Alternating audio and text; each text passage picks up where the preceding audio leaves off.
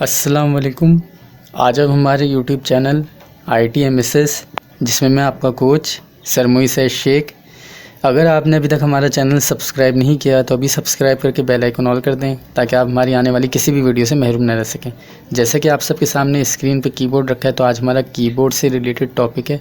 आज हम आपको कीबोर्ड की मेन शॉर्ट कीज़ सिखाएंगे। तो ये वीडियो काफ़ी इन्फॉर्मेटिव है, एंड तक देखनी है, ज़्यादातर शेयर करनी है।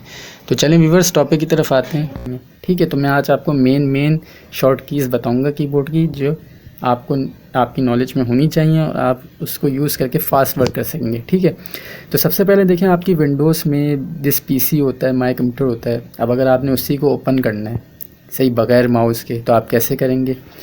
ये विंडोज़ की की है, ठीक है, इसको आपने प्रेस किया और इसी के साथ आपने +E की प्रेस कर दी। तो विंडोज़ +E प्रेस करने से आपका दिस PC माई कंप्यूटर जो भी है वो ओपन हो जाएगा। ठीक है, आपके सामने पार्टीशन वगैरह आ जाएंगे, सही है। तो आपका this PC my computer open हो जाएगा विंडो +E की प्रेस करने से। ठीक है, आप इसी तरह इसको आपने क्लोज करना है, क्रॉस करना है, या किसी भी फाइल प्रोग्राम को जो ओपन हुआ है उसको आपने क्लोज करना है, क्रॉस करना है। तो ये आपका ऑल्टर का बटन है, इसके साथ प्लस आपने F4 का बटन प्रेस करना है। ठीक है, ऑल्टर +F4 की प्रेस करनी है आपने।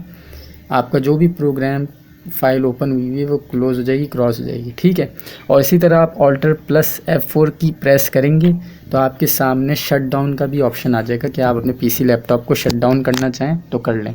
और फिर जब आप एरो की से अप डाउन करेंगे तो आपके सामने और भी ऑप्शन आएंगे, restart, slip, switch, shut down. अब जिन भी ऑप्शन को सिलेक्ट करके आपने इंटर किया वो हो जाएगा। ठीक है, तो ऑल्टर F4 से आपका प्रोग्राम फाइल भी क्लोज होती है और आपका PC लैपटॉप शटडाउन की तरफ भी चला जाता है। ठीक है, इसी तरह आपने जो भी चीज़ डिलीट करनी होती है अपने PC लैपटॉप से, तो आप उसको सिलेक्ट करके डिलीट का बटन दबा देते हैं। अब आप डिलीट का बटन दबा देते हैं तो वो डिलीट तो हो जाती है, लेकिन वो रिसाइकल बिन में चली जाती है। तो आप जो भी चीज़ डिलीट करते हैं आपने उसको पूरा डिलीट करना होता है कि वो कंप्यूटर में ना रहे, कंप्यूटर पे लोड ना पड़े। ठीक है, तो आप उसको सिर्फ डिलीट नहीं करते, बल्कि आप उसको ऐसा डिलीट करें कि वो रिसाइकिल बिन से भी जाए। तो इसको करने के लिए आपने क्या करना है, आप कोई भी चीज़ डिलीट करें तो Shift+ डिलीट करें।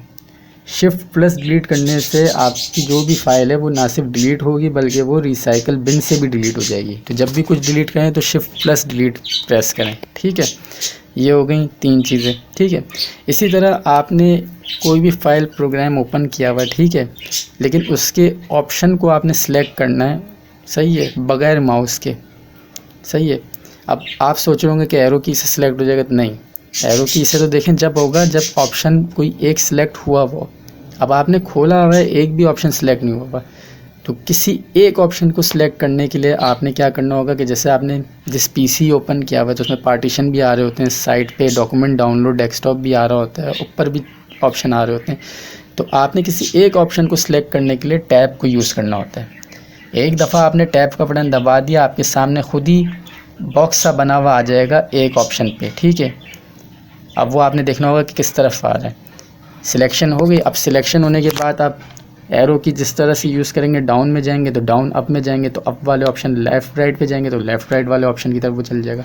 लेकिन फर्स्ट सिलेक्शन के लिए आपको टैब यूज़ करना पड़ेगा।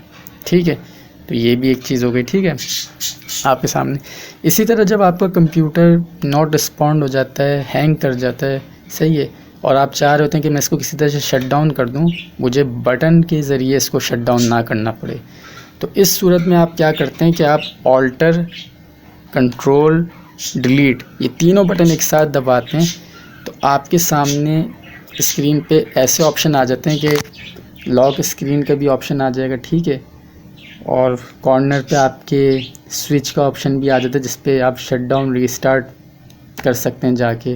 ठीक है, तो इस तरह के ऑप्शन आपके सामने आ जाते हैं, तो आप उस प्रॉब्लम से बाहर आ जाते हैं। आपने जैसे ये ऑल्टर, कंट्रोल, डिलीट प्रेस किया, आपके सामने लॉक स्क्रीन, दीगर 5-6 ऑप्शन सामने सेंटर में आ जाएंगे। कॉर्नर पे आपके सामने स्विच का बटन आ जाएगा, उस पर क्लिक करते आप रीस्टार्ट, शट डाउन की तरफ जा सकते हैं और हो जाएगा काम। ठीक है, तो ये 3 बटन इसलिए यूज़ किए जाते हैं।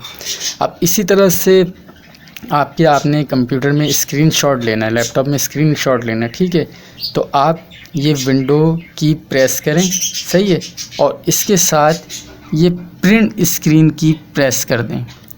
मतलब विंडोज़, इधर ये विंडोज़ की प्रेस की और इधर ये प्रिंट स्क्रीन की प्रेस करी, आपका स्क्रीनशॉट कैप्चर हो जाएगा और माय पिक्चर में चला जाएगा, फ़ोल्डर बन जाएगा या बाहर चल जाएगा, लेकिन माय पिक्चर में आपका स्क्रीनशॉट चला जाएगा। ठीक है, फुल स्क्रीन का स्क्रीनशॉट आएगा। अब आप इसको क्रॉप करें जो भी करें तो इस तरह से होगा, विंडोज़ प्लस प्रिंट स्क्रीन की।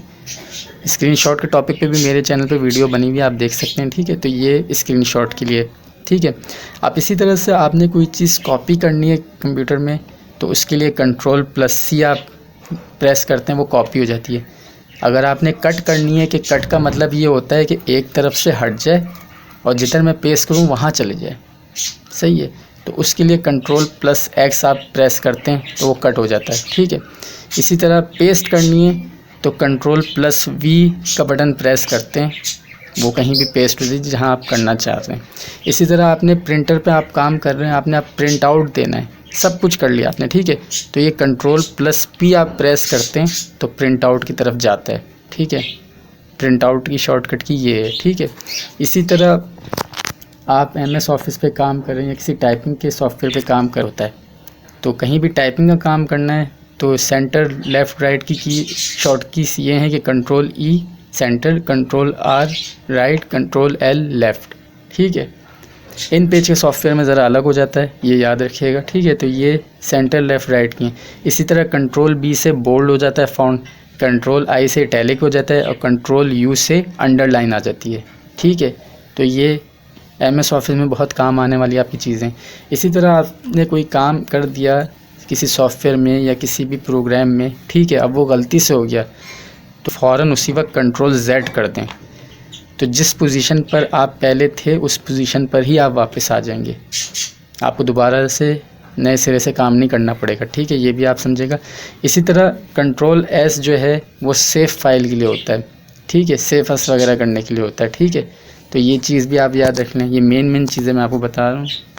इसी तरह किसी भी सॉफ्टवेयर में आपने न्यू फाइल ओपन करनी है तो Ctrl+N से न्यू फाइल ओपन हो जाती है। ठीक है, और कोई पुरानी फाइल या कोई ऐसी चीज़ ओपन करनी जो पहले से हुई तो वो Ctrl+O से हो जाती है। ठीक है, तो ये शॉर्टकट कीज़ MS ऑफिस वगैरह और सॉफ्टवेयर वगैरह में बहुत काम आती हैं। कोई सा भी सॉफ्टवेयर, चाहे ग्राफिक डिज़ाइनिंग का हो चाहे MS ऑफिस हो, काम की चीज़ों में ये चीज़ें बहुत काम आती हैं आपकी। ठीक है, ये शॉर्ट कीज़ मैंने आपको बता दी। ठीक है, और इसी तरह आपने अगर कैपिटल फ़ॉन्ट में काम करना है तो आप कैप्स लॉक ऑन करते हैं। ठीक है, और यहाँ से आपने न्यूमेरिक कीज़ यूज़ करनी है तो इसके लिए आपने नम लॉक ऑन करना होता है। अगर आप नहीं ऑन करेंगे नम लॉक तो ये कीज़ काम नहीं करेंगी। इसी तरह अगर आप कैप्स लॉक ऑन नहीं करेंगे तो ये कैपिटल नहीं होगा फ़ॉन्ट। ठीक है, ये बहुत छोटी सी चीज़ है लेकिन जिसको नहीं पता उसके लिए बहुत अहम है। इसी तरह आप स्क्रीन को चाह रहे हैं कि फुल स्क्रीन हो जाए, मतलब आप जो भी काम कर रहे हैं, सही है, आप चाह रहे हैं कि वो पूरी स्क्रीन पे आ जाए, तो उसके लिए अगर आप F11 की प्रेस कर देंगे तो वो फ़ौरन से फुल स्क्रीन पे हो जाएगा। मतलब आपको नीचे ऊपर कुछ भी ऑप्शन विंडोज़ का नज़र नहीं आएगा। F11 करते ही आपका काम फुल स्क्रीन पे हो जाएगा, और जैसे ही आप वापस F11 करेंगे तो वो अपनी एक सर्कल में आ जाएगा कि नीचे आपको विंडोज़ के ऑप्शन वगैरह नज़र आ जाएंगे। तो बिल्कुल फुल स्क्रीन के लिए F11 होता है। ठीक है, तो ये था व्यूअर्स आज का हमारा टॉपिक कीबोर्ड की शॉर्ट की से रिलेटेड। उम्मीद है आपको आज की वीडियो और टॉपिक समझ में आया होगा, पसंद आया होगा। चैनल को सब्सक्राइब करें, वीडियो को लाइक शेयर करें, कमेंट में अपनी राय दें ताकि उस हिसाब से हम आपको सिखाएं। Thank you so much.